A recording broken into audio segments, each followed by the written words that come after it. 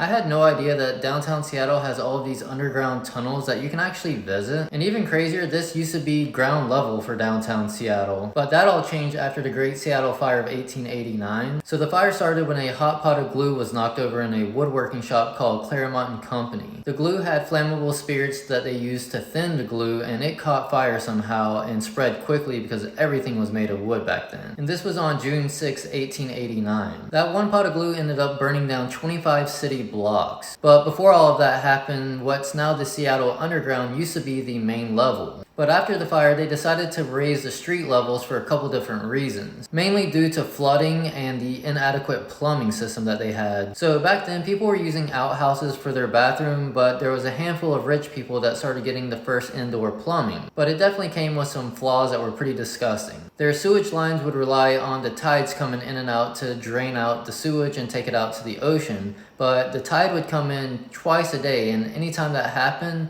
people's toilets would become geysers. The high tide, which came in twice a day, would end up pushing the sewage back up the pipes, and it would launch through the toilets like 4 to 5 feet high, covering people's bathrooms in sewage, and even worse if they were using the toilet at the time. Yeah, you can only imagine. So people stopped using the toilet around high tide. Lifestyles of the rich and the famous right there. So after the fire, they decided to move the whole street level up 10 to 30 feet depending on the area, which created this whole maze of underground tunnels, which became hotspots for crime, gambling, and speakeasies. The idea of speakeasies being down there is pretty cool. So this maze of tunnels is still underneath Seattle, and most of them are closed due to safety reasons, but the ones that are open, you can actually take tours of. And apparently they're very haunted, and people do ghost tours and hear like phantom footsteps, like flickering lights and other things like that. I've never been to Seattle, but I'm definitely adding it to my bucket list. And if you actually been on one of the tours, let me know what it was like.